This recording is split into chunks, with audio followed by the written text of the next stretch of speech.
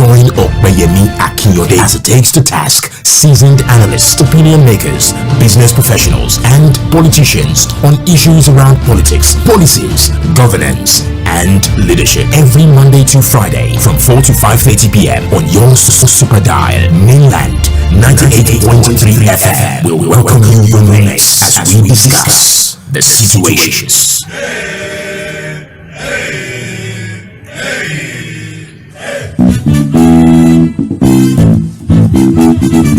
Good evening and welcome to another exciting episode of The Situation Room on Mainland 98.3 FM, the sound of Lagos. My name is Sage Babalola. As you know, Mondays through to Fridays from 4 p.m. all the way to 5:30 p.m.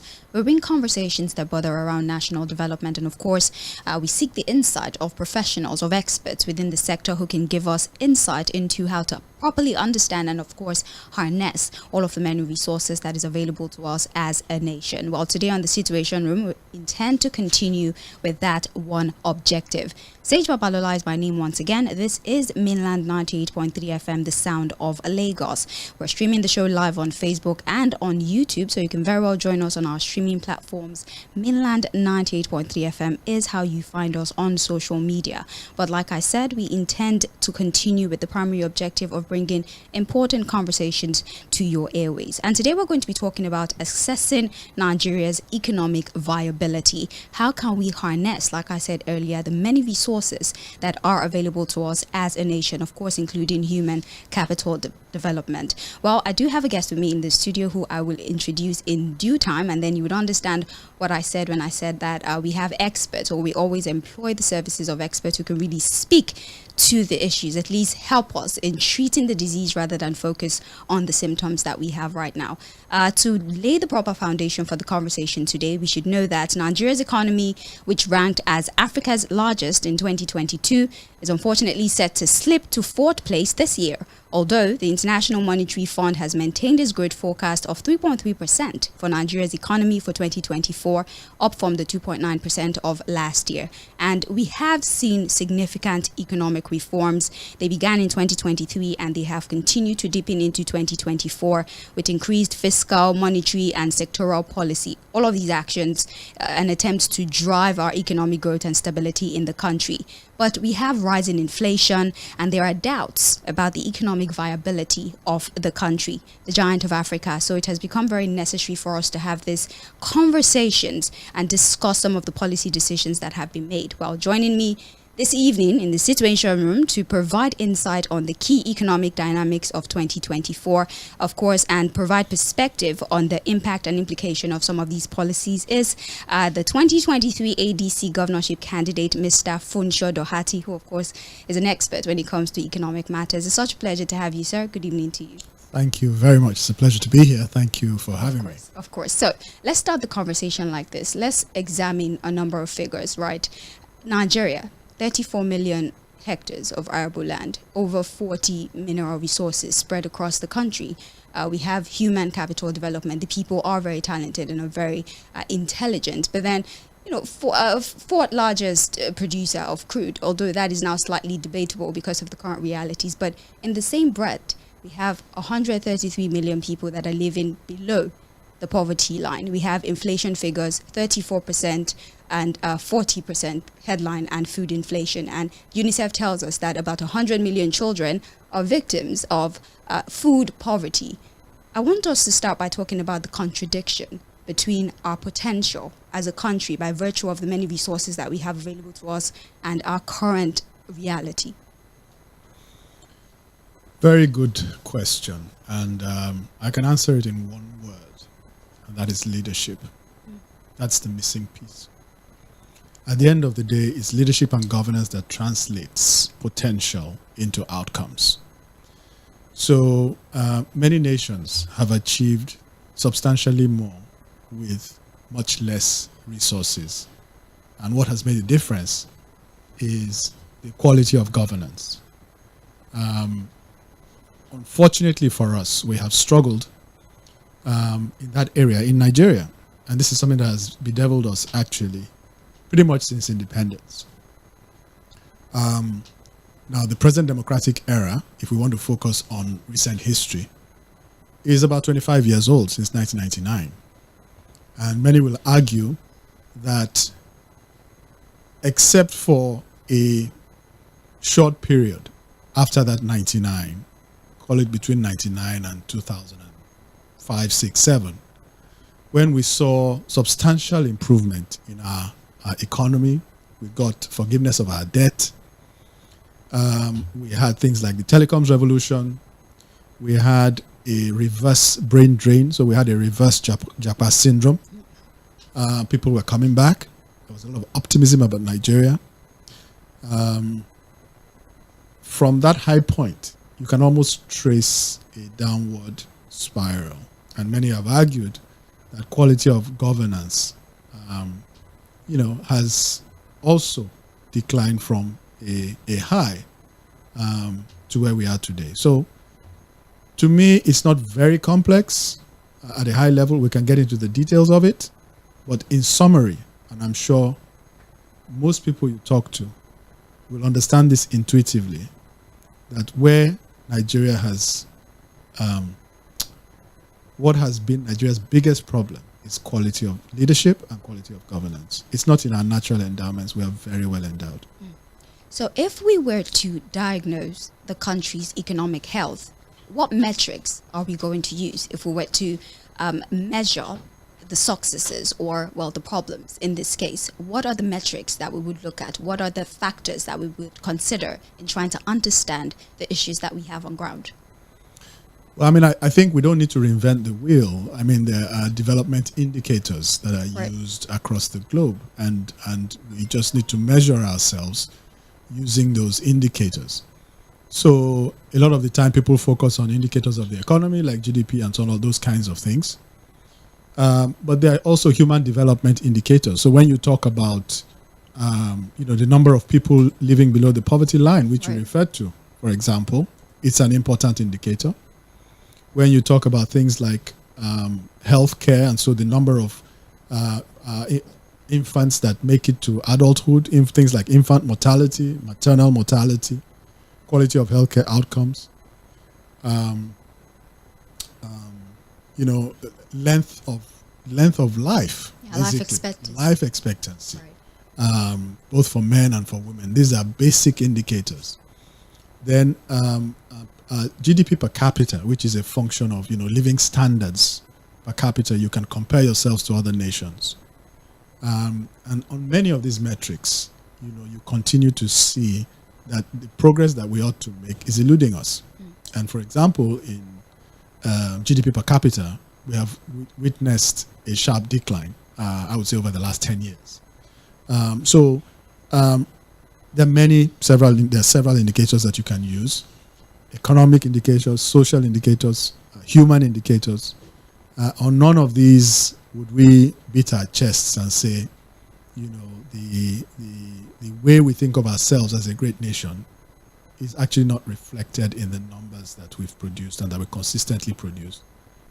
And most importantly, in the quality of lives that most of our citizens live. Let's talk a little bit about policies, Mr. Doherty. I did mention earlier the inflation figures, both headline and food inflation. And in a bit to combat this rise in inflation, we have the Monetary Policy Committee, for example, who have continued to raise the MPR. And that's the only policy really that they can think of it. But then a lot of experts within the economic landscape have said this decision of yours to continue to raise the MPR is detrimental to businesses in the country. And they even went further to highlight that there is some sort of disconnect between our monetary and fiscal policies. All of these things are supposed to work hand in hand, but there's too much of a gap and a disconnect between those policies. Now, the average person probably doesn't understand what that is. So what kind of relationship, first of all, should exist between the monetary policies and the fiscal policies? And I would also want to get your personal insight into whether or not you align yourself with the decision of the Monetary Policy Committee to continue to raise the MPR in a bit to combat the current inflation figures that we have. These two policy areas are supposed to be complementary, right? The monetary policy focuses on the monetary side of the economy, money supply, what is happening to credit, what is happening to interest rates, and how much money is in the system. The fiscal policy on the other side looks at primarily the actions of government spending, taxation policies, and so on. And these two things are supposed to be working together to grow the economy, manage inflation, etc. Now, historically, whilst depending on who has been at the central bank, monetary policy has been, good or less good and so on, it has been a feature of our economy that more of the focus has been on monetary policy than on the fiscal side. Because there's less transparency also on the fiscal side. And many times the efforts that are made on the monetary side are actually, rather than being complemented by the fiscal side, are being undone by what is going on the fiscal side. So if you take our recent history, for example, where much of the inflation that we are battling with today and the currency, the interest, the exchange rate where it is today is largely a function of the actions that were taken by government, the expenditures of government, and the way in which government funded those expenditures. And ultimately, we had a period where there was, unbridled printing of money at the behest of government to fund government expenditure. And government expenditure, by the way, is not the most efficient expenditure, right? So if you spend a lot of money, you print money to spend that money, and then you don't spend it efficiently, and if there is corruption in this expenditure of that money, all of that will only have negative outcomes on the economy. So in a way, it was almost a self-fulfilling prophecy, and it was almost a matter of time before we saw the effect in the exchange rate and in inflation. And in fact, we had been seeing it. It's just that we had an official rate that didn't allow it to come through. I think given where we are, the decision around interest rates, I'm not a strong advocate of very high rates. I think that the transmission of interest rates into the real economy is not as strong in Nigeria as in some more developed markets. We don't have a big consumer credit culture, for example. So that tends to be one of the key channels by which interest rates affect the economy in more developed markets. We don't really have that link here. The effect tends to be more on businesses, which is not a good thing because you need businesses to be productive. So I don't want to second guess too much the central bank, but I don't think the answer lies in increasing rates. Just continuing to increase rates. I think we need to look for the underlying ways in which we can make the economy itself more productive, how we can spur productive activity across sectors, how we can ensure that there is accountability and transparency in government expenditure so that money doesn't find its way back into the money markets, chasing forex and those kinds of things, which will weaken the exchange rate. So I think that is the direction in which the solution really lies, not so much in the raising of interest rates in an unbridled way. Right. If you're just joining the conversation, we're talking about Nigeria's economic viability, also how we can harness the many potentials that we have been blessed with. My name is Sage Babalola. It's the Situation Room on Mainland 98.3 FM. I have the pleasure of conversing with Mr. Funcho Doherty, a 2023 ADC governorship candidate. And like I said, he's quite knowledgeable when it comes to matters of the economy, which is why we're having conversations with him, trying to get expert opinion on the many matters that we're dealing with at this time in terms of our economy. So now let's have a conversation about the informal sector. The informal sector is a very significant part of the economy in terms of employment, even contributions to the GDP, amongst other things. But I would say, well, it's not a personal opinion, it's right out there in the public, that we've not really been able to maximize the potential of that sector because it's largely unregulated, right? And that sector is bedeviled by a myriad of challenges. The vulnerability, right? They are not necessarily able to accommodate certain shocks when it comes to their inability, I beg your pardon, to access funds, amongst many other things. So how can we take advantage of the informal sector, right, without necessarily blurring the lines between the informal sector and the formal sector? So I would say that the informal sector in Nigeria is actually operating and making its way forward, almost in spite of a lot of challenges. There's a lot of energy, there's a lot of entrepreneurial spirit that's driving activities in the informal sector. I think developments in the financial service industry, fintech, telecoms has also boosted the activities of the informal sector because it allows them to formalize their payments and things like that in ways in which they couldn't before. Even some of these informal operators, can take advantage of e-commerce and things like that now, right? Which they couldn't in the past. So for me, that sector is actually one of the engines of productivity. And we have to look for ways of supporting them. One of the things that I've spoken about in the past is that when you think about the informal sector, a lot of these are like small informal businesses, right? These guys face a myriad of challenges daily, whether it be, levies, fees, charges, and so on, right? And, if you added up all these things and looked at it and say, okay, what is the effective tax rate that these guys bear, right? Given the scale of their operation, their profitability, you will find that it's probably a very high rate. And we need to deal with that, right? We need to lessen the burden on small businesses. And at the same time, we need to improve enforcement of taxes on those that ought to be paying taxes but are not, sort of the large taxpayers who ought to be paying taxes but are not, right? So to me, this is where I see the focus being.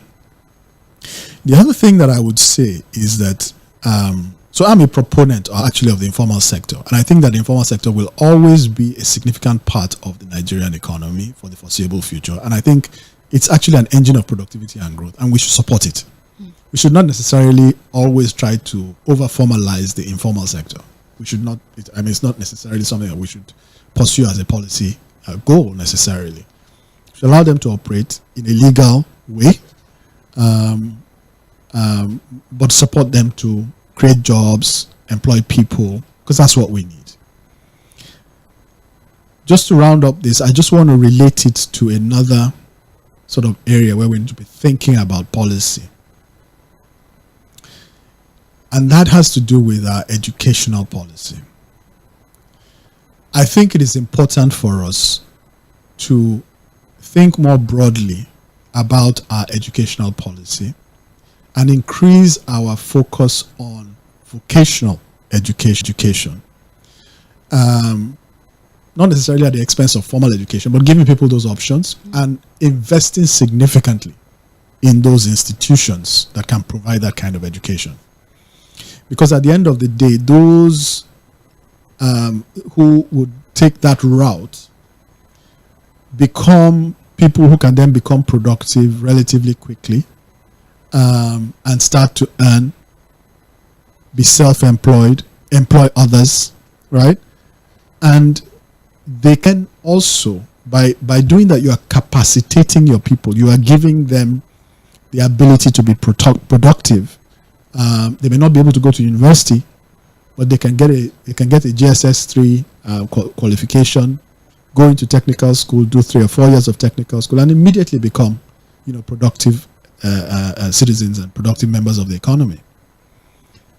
Where we need to go is a situation where we have a broad-based productivity, where economic growth is driven by the population themselves, who have been capacitated with the skills and the capacities to generate income. And this is what our educational system should also support. Mr. Doherty, I'm so glad that you highlighted taxation as something we need to focus on, because Africa is just about 27. So in Nigeria alone, we're paying way more than even the average of entire Africa. And there's 2 arguments, really.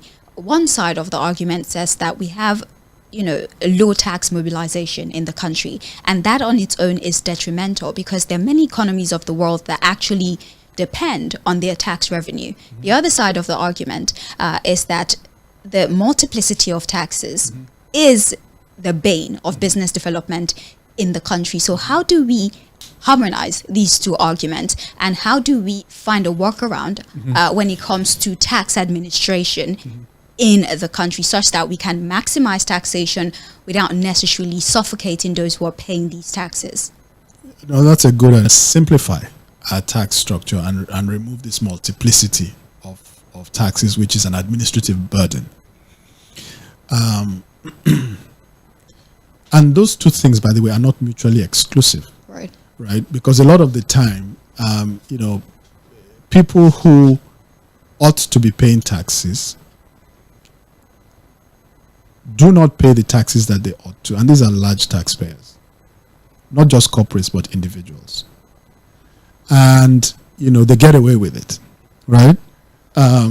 Just in the same way that, people get away with things, people who are privileged get away with things across sectors, in Nigeria, right? So that needs to be dealt with, and we need to improve our enforcement. Of course, corruption is an important element of that as well, because just in the same way that we have corruption across agencies, you can be sure that we also have corruption in our tax agencies. And any naira that doesn't come into, for every naira that ought to come into government coffers, you will see some situations in which that naira is avoided, and 10 out of every 100 naira, that 100 naira is avoided, and 10 naira goes into the pocket of some official somewhere. And that's a loss of government revenue. So these are the leakages that need to be plugged. But at the same time, we must also continue to drive the agenda of simplifying the administrative aspects of the burden. So are people paying taxes at state, local, government level, federal level, multiple taxes addressing the same thing? Yes, these are different government layers of government, and they each have their statutory taxing powers, right? But it shouldn't be the case that the same person is taxed on the same income for the same thing several times, right? So that needs ultimately to be dealt with. So I would say that if we can do those 2 things, which I think we can, if we are sincere, if we are willing to tackle corruption, if we are willing to ensure that they address a key problem that we have, which is low tax to revenue ratio. In other words, our revenues, taxes are a small proportion of government revenues, whereas that should not be the case. Taxes should be a significant proportion of government revenues. So it's not in increasing the rate, and this is where your question started from. It is not increasing the corporate tax rate, which, as you say, is about 30-something% today. No. It's more in the compliance associated with that. One of the things you will find, by the way, anecdotally, right, is that it is the people who pay taxes that are most harassed by the tax agency, right? And the people that are under the radar right? And they find a way to be under the radar. But the people that pay one day, they come on the radar and they continue to be harassed, right? It's fine. People should ensure that people comply. But those that are outside. And the government's defense of this is we're trying to get them to invest.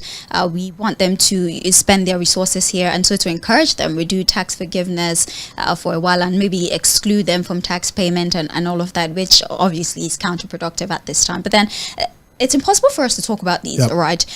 We have key sectors like transportation, defense, agriculture, education, like you've mentioned. All of these are quintessential part of our economy. What analysis would you give? And also, how do we go about sectoral development in the country, especially for those ones? Wow, that's a very broad question. We'll find a way to minimize it. So, look, I think that it's almost the case. So first of all, there's like the efficiency of government. In other words, how many ministries, departments, and agencies do we have? And should we have that number? Why do we have all that number? And so on and so forth. So that's like the operating structure and the inefficiency associated with that. But putting that aside for a minute, if you take the different roles that a government is supposed to play, or different roles that cabinet positions are supposed to deal with, certain different areas of the economy or the society that they're supposed to deal with, are there segments that we can point to that we can say we are satisfied with the work that is being done, or with the outcomes that we have, or the impact of their operations on the lives of the people?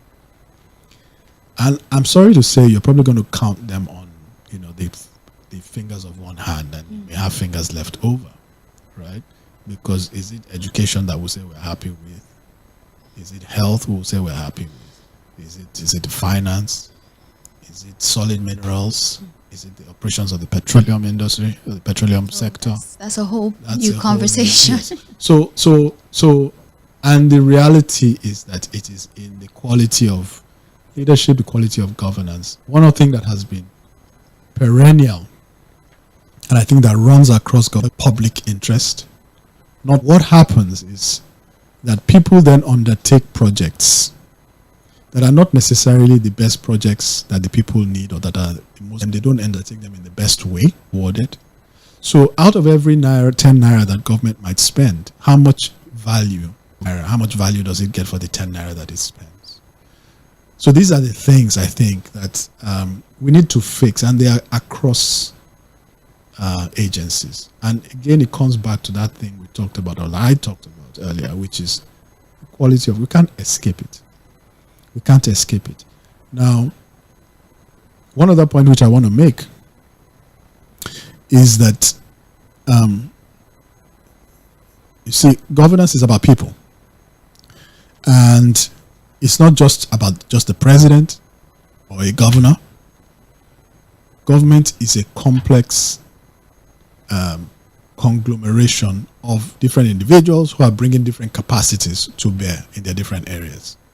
So a cabinet, for example, is made up, when you talk about MDAs, each ministry is headed by an individual who sits on the cabinet in the Federal Executive Council at the federal level, for example.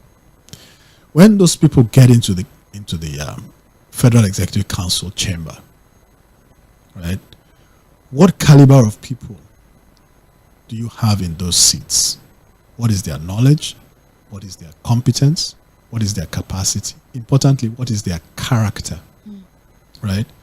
Because as someone who has run a significant organization, or several significant organizations, your organization is as strong as your leadership team. It's not just you. It's not you as an individual. And indeed, the stronger your team, and the more they have capacity, the more they can even challenge you as a CEO, as a president, or as a governor, the better is your government. But very often we have lacked that in our government circles in Nigeria, because people have tended to be, not been in a position where they can be effective sort of supports or counterweights to the central leadership. I think the same is true of the legislature, which in a system like ours should provide that check and balance. So we're talking about quality of governance across MDAs. One of the key functions of the legislature is to provide oversight over the executive arm of government. So they are making laws, they are representing the people, and in doing that, they are providing oversight over the executive arm of government. Historically, in the provision of that oversight, has that oversight been exercised in good faith to get good outcomes for the people? Or has it just been an authority to enable them to be overbearing on MDAs and extract their pound of flesh from MDAs and get what they want from the MDAs? Historically, that's been a problem. So we cannot divorce all these issues from one another. And at the end of the day, we need to bring it together holistically. And what brings it together is leaders who are committed to good outcomes and committed to producing good outcomes for the people, acting in the public interest. Right. Let's talk briefly about the Constitution, since we're speaking about efficiency. The 1999 Constitution of the Federal Republic of Nigeria, as amended, is the central guide, is the template on which, all of our operations really predicated upon. Yeah. We have certain provisions of the Constitution that many people have described as a stumbling block, or an obstacle to us really maximizing the resources that we have. For example, the Land Use Act, resource control. We have a lot of governors, right, who would say that if you would just allow me the opportunity, or if the Constitution grants me the power to really harness the resources that I have in my region, for example, I might be able to come up with better internally generated revenue. But then again, it's only so much I can do at the subnational. That's the explanation or the justification that they give usually for their poor performance. So let's have a conversation about the relationship between the provisions of the Constitution and economic performance, and also how efficiently people, especially at the subnationals, are able to perform. Yeah. Okay, so that's a good and interesting dimension that you raise. Many of the issues that we've obviously discussed at the federal level, apply at the state level. So, so for example, very quickly, let me just digress into this very quickly. One of the big things that has been topical lately is this question of local government autonomy. Right. And there's a lot of celebration of the fact that, resources are now going to go to the local governments and so on and so forth. And implicit in that celebration is the idea that, that's going to be more beneficial to the people. Grassroots development and so on and so forth. But, it doesn't necessarily follow. You can have bad governance at any level. Right. You see what I mean? So the fact that it's going to the local government does not mean it's going to benefit the people. What will produce that is good governance. And by the way, people need to pay attention to who are the people running the local governments. People have typically ignored local government elections. That cannot be the case going forward, because when you give people resources, you have to have people who have the capacity to manage those resources doing that. So that's on the one hand. Now, to the question about the Constitution and resources and so on and so forth. Look, I'm a proponent of the fact that we're a federation. As much as possible, people should have control over their resources. Right. Yes, there should be some resources at the center to take care of the things that need to be taken care of at the center, because there are indeed certain things that validly need to be taken care of at the center. But that should be it's a subtle difference, but it's a difference. In other words, the resources belong to the people, and they're contributing something to the center to provide for the center, which is different from saying everything is at the center. The center is sharing some to the people. Do you see what I mean? The dynamics are different. The dynamics are different. So that's those federal dynamic provisions of the Constitution the way it currently is, which would move resources again more in the direction of how do you go and all that. But we can have that debate. But directionally, I am a proponent for moving those resources closer to the states and then to the local governments, and giving them more of the resources that they individually generate. Now, having said that, people will always make that argument if it supports getting more resources into their hands, right? So the fact that they are making those arguments and saying that they will do better if they had more does not mean that they will do better if they have more. Right? And you have to look at the extent to which those resources that they currently have are being well managed. And I think if you look across many states, you see that it leaves a lot to be desired, even in terms of the use of the existing resources, right, for the benefit of the people. I mean, it's many states are, it's chaotic. There's just about 4 viable states, economically viable states at the moment. So when you think about it, that question of governance is very, very key, and maybe even more important at the state level, and maybe now local government level with the new changes. Because at the state level, many of the things that most impact people's lives daily are matters that are managed under the authority of the state governments, right? So a lot of things about healthcare, a lot of things about education, things like transportation, lands, all those things are at the state level. So quality of governance at the state is actually very, very critical. And one of the things that I also say, which maybe I'll close by saying this, is that when we judge states also, we should judge states the way we judge businesses, the way we judge even students. If you have a child, for example, if you have children, the way you think about the performance of your children in school,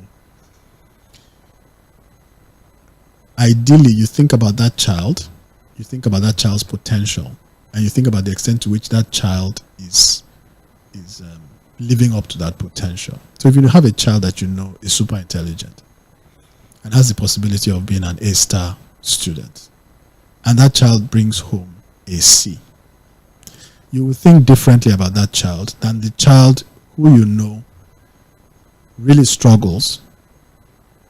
If that same child brought a C, you might feel that child has accomplished a lot. Right. Do you see what I mean? Yes, I get you. That is the same way in which we should think about the states, right? Because not all states have the same resources. Right. And in assessing a particular state, you might think the state is doing well.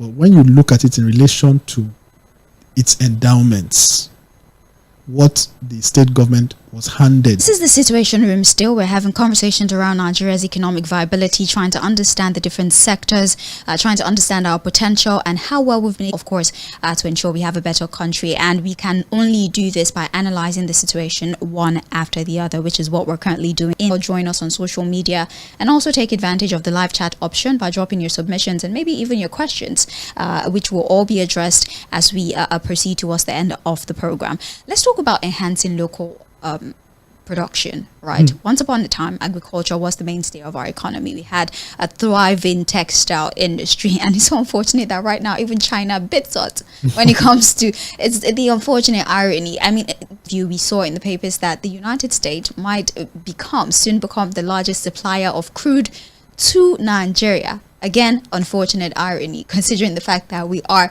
the 4th largest producers, and then we're depending on the United States to supply us. It's ridiculous, really. So let's talk about enhancing local production, right? First things first, our over-reliance on oil and the total neglect of the other sectors of our economy. Mr. Doherty, paint us a picture of Nigeria beyond oil. So if you think about Nigeria and you think about our natural endowments, I don't think there are very many countries that you can point to and say, based on natural endowments, are more blessed than Nigeria. They just aren't. Whether it's location, whether it's arability of the land, whether it's weather, whether it's protection from natural disasters, which we don't really have that many here, population, which some can argue might be a liability, but I think I'm very confident can be made a strength. The energy of our people, the entrepreneurial spirit, the drive, the natural optimism, these are all strengths. So when you think about it, what basically we've suffered is this resource curse, which has been much spoken about, and you can trace it back to when we discovered oil, and the ease with which resources are generated from oil. It's like it becomes like a drug, right? And then you leave other things. Unfortunately, what we know we should do, and which other countries have done, is to use this as a runway to broaden the economy, to develop other sectors, because there are many countries that do not have this foundation that they can build from. If we think of oil as a foundation, it's something that allows us to quickly do certain things. Many countries don't have that. And so they're perpetually trying to sort of develop without that layer of, but we have that. So really what it takes, again, without sounding like a broken record, is visionary, committed leadership that says, this is what we need to do. This is the time frame over which we want to do it. Here are the 5 or 6 things that we're going to prioritize. And we're going to support them in terms of pursuing the infrastructure, providing the enabling environment, doing it in a way that government is not a hindrance, but is a help to these other sectors, right? Doing it with good faith, taking out corruption from the process. Because very often you will find that even when people want to do things, right, that is beneficial to the country, or that are beneficial to the country, they meet obstacles along the way. Right. And those obstacles are often put there by government officials who create, toll gates and roadblocks and things like that, right? So at the end of the day, it takes resolve, it takes commitment, and it just takes disciplined leaders who come in and just say, look, this is what we're going to do. We're going to insist on it being done. We're going to ensure that we have a government that pursues the goals that we have. Anybody who is in government who acts contrary, who we come across being corrupt, who come across undermining the actions of government, breaking the law, we will prosecute. We will prosecute. Have we successfully been able to do that over the course of the years? So that's the point. So if you don't, then you should not be surprised at where you are. Right. The whole thing is it's not rocket science to analyze. If you bring 9 Nigerians here, probably 8 will analyze it for you. Do you know what I mean? It's just not that complex. You need good leaders who are prepared to act in the public interest, who are prepared to enforce those things. Enforce consequences. By the time you do it for 10 years, you'll be surprised that the country that you're operating will be very different. Once you can do it for a sustained period, you'll be surprised that it then becomes the exception rather than the norm for people to be doing the wrong thing. Right now, it's the exception for people to do the right thing. You know that? It's the exception for people to do the right thing. You're doing something exceptional if you're the good person. Yeah, if you're the good person, you're doing the exceptional thing. Right. It is expected that you should, be corrupt. Right?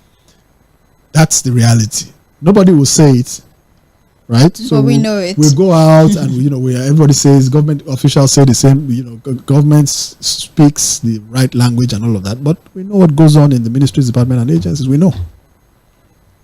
So, again, we also have to be sincere with ourselves, and that is a big issue in Nigeria. We lack sincerity. Right. So, still speaking on performance, a foreign direct investment, for example, it did decline by about 35.2% in the first quarter of 2024, and we're seeing multinationals exiting the country, and they're talking about cost of operations, or summarily, the corrosive business environment is causing them to leave the country. How exactly did we fall this deep down the rabbit hole? And how do we rectify this problem that we find ourselves, such that we still have foreign direct investment, especially in the middle of all of the forex crisis that we're currently dealing with? So the first thing is to realize that I think that, see, people are here not because they love us, Wow. not because they like our faces. It benefits them as well. They are here to make money, and it's been like that since antiquity. The colonials, that's why they came here, right? The early Portuguese explorers, that's why they came here. That has not changed. So when people are doing foreign direct, it's not because they don't have places to go and put their money. If they don't have places, they live in the bank, right? They come in because they see opportunity. So, like I said, around the second half of the 2000, 2005, 2006, 2007, you had a great deal of optimism, right? So people were coming, people were investing because they felt that, the economy was on the upswing, a middle class was being created, and all of those kinds of things, which drives their own expectations for what business outcomes to expect, right? So we should not be surprised if the reverse is happening now, where the middle class is disappearing, purchasing power of people is being decimated. So the people who are coming to do foreign direct investment, who's going to buy your products? Who's going to buy your products? People don't have the money People for it. don't have the money. And, so that is how they look at it. And then the currency, some that were in, they've taken a huge hit on the currency losses and so on and so forth. So people are always assessing, and they have other alternatives. So this is what we have to understand. And, nobody's going to do it for us. We are going to have to do it ourselves. And then when we see people investing, we should support them. Even our own people that are investing, we don't support. Do you see what I mean? Yes. We're not fully supportive as a government, right? So do we understand that, this is a competitive world where, people are looking for investments. People are looking for people to come and, because we have our population, who's going to employ our population, right? If we have big businesses coming in to establish manufacturing operations here, we have the Lekki Deep Sea Port now. If we could get our economy right, take Lagos State. Lagos State has a population between 20 and 30 million people, depending on who you ask. We are right on the coast. The port is right there. You can access the rest of West Africa.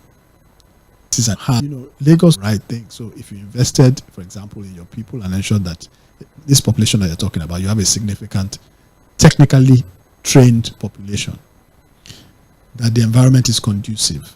Why would somebody not come establish a factory in the Lekki zone, employ Nigerians, probably pay them less than they would pay people in Singapore, right? From there, it's a free trade zone, right? So there are benefits associated with that. From there, they can serve the West African coast. From there, they can export to other places, right? And you can serve a large domestic population as well. So there are a myriad natural advantages that just need to be harnessed, and we can do it. All right.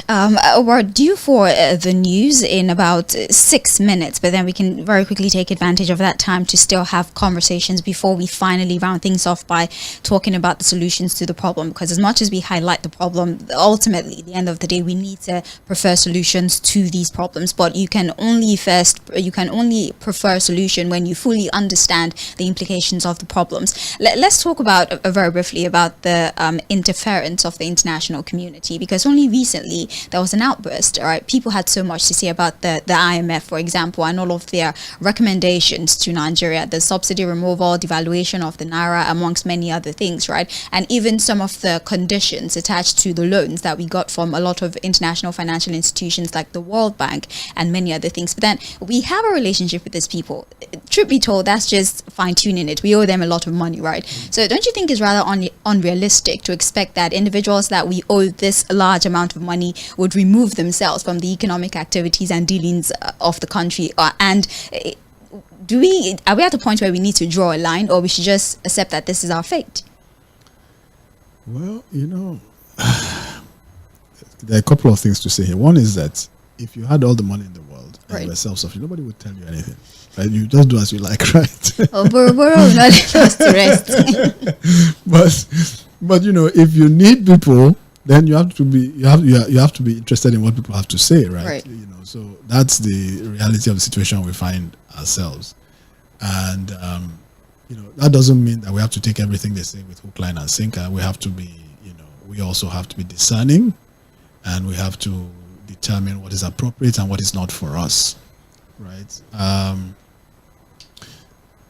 But there's just a reality that's associated with dealing with these international development agencies, right?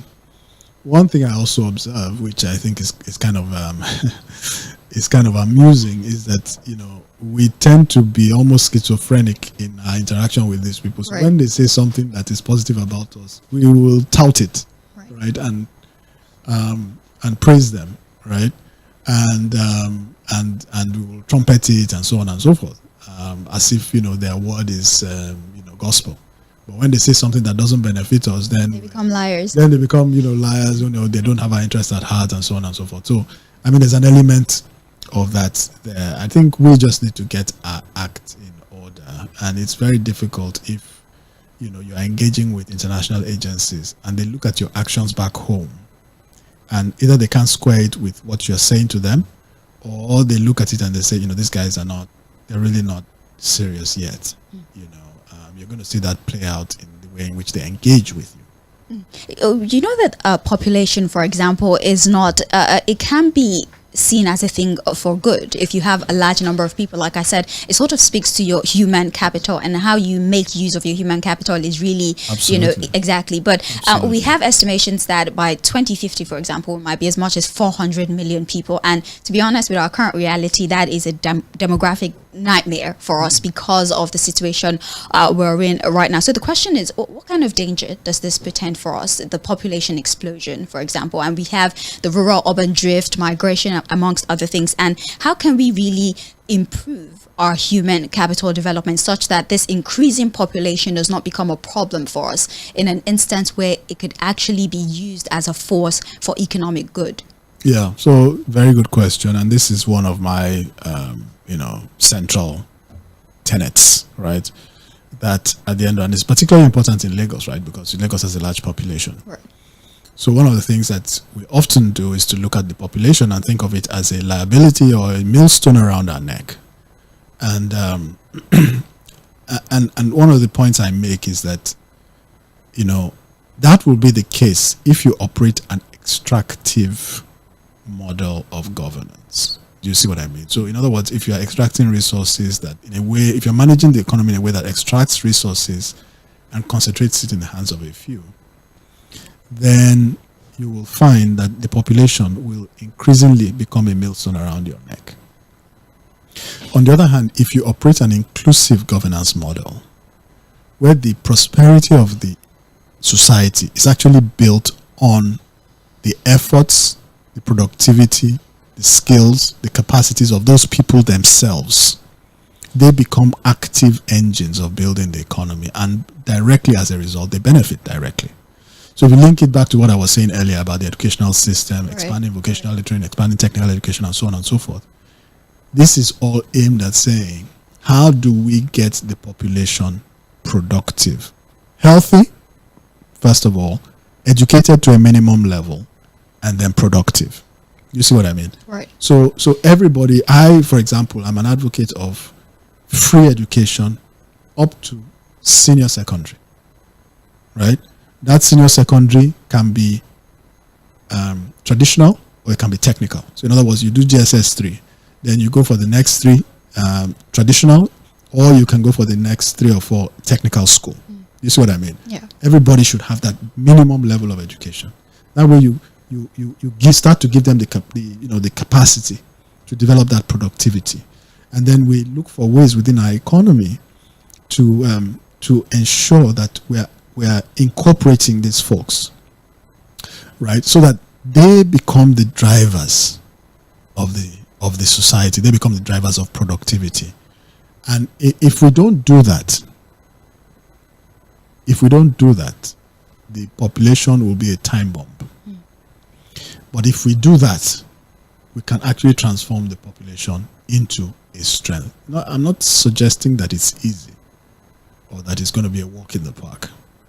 But if you don't envision it the way that we've just spoken about, and then put the institutions, structures, and resources in place actively and intentionally, then you know that negative outcome which you don't want, it's almost a certainty, right? But if you do this, you'll be well on your way, I think. Right. I did say that we have to take a very brief break so we can take the headline news. We'll take the news and a few commercials for some 5 minutes, and then we come back and round off the conversation. It's the Situation Room on Mainland 98.3 FM. My name is Sage Babalola. Mr. Funsho Dohati, 2023 ADC governorship candidate, still with us in the studio. The conversation is definitely coming to an end in a few minutes, but let's take the headline news, take a few commercials, and we round off this conversation. Don't go anywhere. You're still on to Mainland 98.3 FM. My name is Sage Babalola.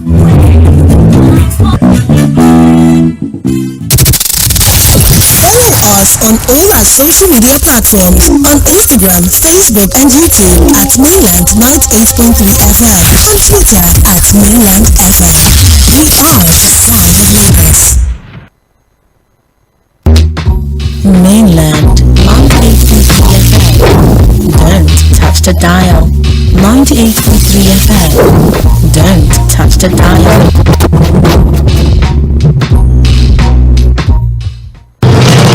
Headline news on 98.3 Mainland FM.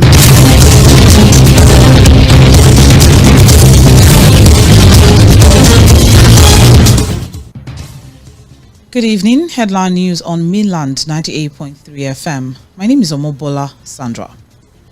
President Tinubu begs Nigerians to look beyond hardship, insists his policies will work. #End bad governance. Thugs harass journalists and beat up protesters in Rivers State. Plateau State government uses 24-hour curfew, permits movement between 2 to 6 p.m. Uphold democratic values. CDS urges ECOWAS defense chiefs. And a foreign scene, Niger cuts diplomatic ties with Ukraine over Mali conflict remarks. In sports, Maresca blames Pochettino for ongoing crisis in Chelsea versus Madrid. That's the headline news on Mainland FM. Details at 5:30.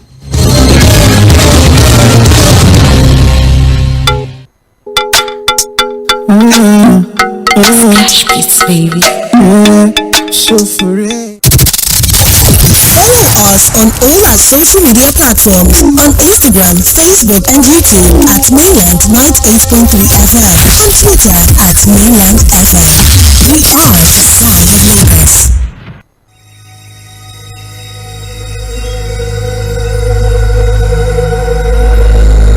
Open defecation in Nigeria perpetuates a cycle of poor health, environmental degradation, and undermines human dignity. With approximately 47 million people practicing open defecation nationwide, Nigeria ranks among the top countries globally with the highest number of individuals who lack access to proper sanitation facilities. The stats look grim. The overriding effect in itself can be terrible to our general well-being. In that light, we from Mainland 98.3 FM call on the government to increase its efforts in providing public toilets to end this scourge. And we also encourage the citizenry to imbibe proper hygiene and not defecate in public. What about rain? What about all when the airwaves in your market become more and more crowded. It's time to break it open and really stand out. Broken Air is here. On Mainland 98.3 FM, the sound of Lagos.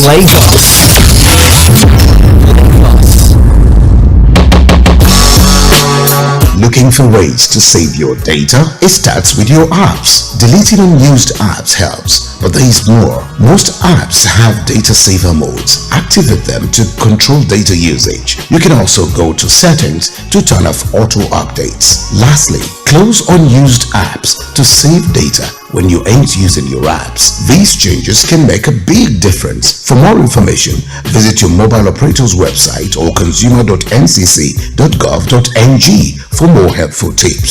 Stay connected and enjoy smarter data usage. This message is brought to you by the Association of Telecom Operators and Nigerian Communications Commission. You dey find ways to save your data? You go first start out with your apps. Delete apps. You're listening to Mainland 98.3 FM. Things seems anxious and uncertain. I understand the hardship you face. I wish there were other ways, but there's not. If there were, In our quest to bring to the table issue-based conversation around nationhood and development, we have made 4 to 5:30 p.m. Monday to Friday a perfect time to welcome you into the Situation Room as we continue to build the narrative about public service and accountability. Mr. President, this Senate needs to know. Mr. President, this Senate needs to lend its voice to the plight of these people. Mr. President, there is nowhere I can say it except here. This is why I'm elected. If I cannot say these things on this floor, sir, I better resign and leave. As elections give the citizens the chance to make their political decisions, constant demand for quality leadership from those they voted into office. Look at us, man, there is nothing, we are starving. We should please do something. It's also important to having a Nigeria of everyone's dream. Join 𝐴괤ᴏɪᴏ as it takes to task seasoned analysts, opinion makers, business professionals, and politicians on issues around politics, policies, governance, and leadership. Every Monday to Friday from 4 to 5:30 p.m. on your super dial, Mainland 98.3 FM will welcome you next as we discuss the situations.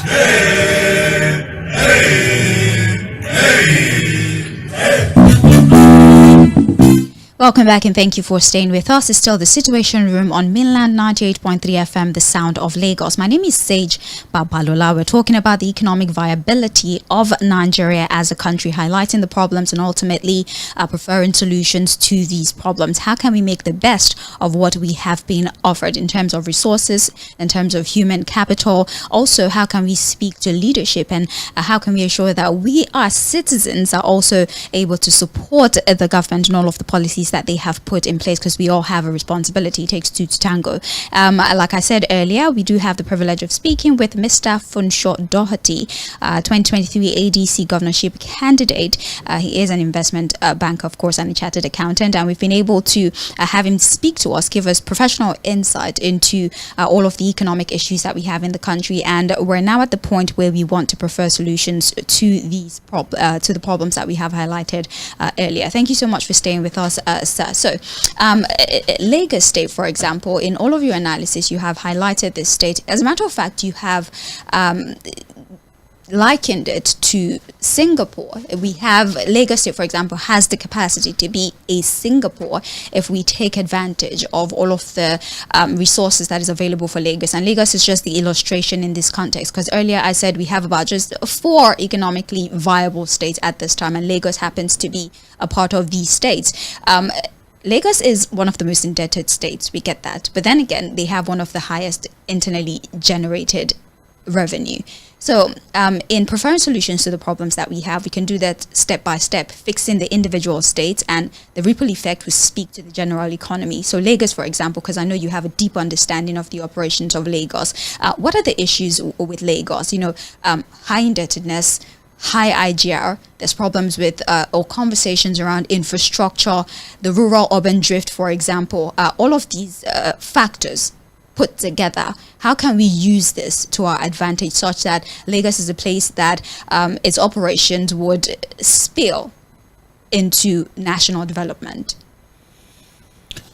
Okay, so good question. So Lagos is, maybe the quintessential state that I spoke about earlier when you say that, in assessing a state, you think about what are the resources that are at the disposal of that state. Lagos, as you know, is a commercial city and has been for centuries, right? So commercial activity has been happening in Lagos for centuries, right? That commercial activity generates wealth, it generates prosperity, it generates taxes, right? So internal generated revenue in Lagos is not a new thing, right? Now it has grown significantly. But Lagos has always had the potential to grow those resources because it has the commercial base here that very few, in fact no other state has. Now, if you think about Lagos, and you think about it for the last maybe 25 years or so, in the face of these growing revenues, in the face of the taxes that are driving these revenues, if you boil it down to a few things, the basics, you still see that Lagos falls short in a number of important areas. What do I mean? Take public water supply, for example. We don't have public water supply in Lagos today, as such, across the state.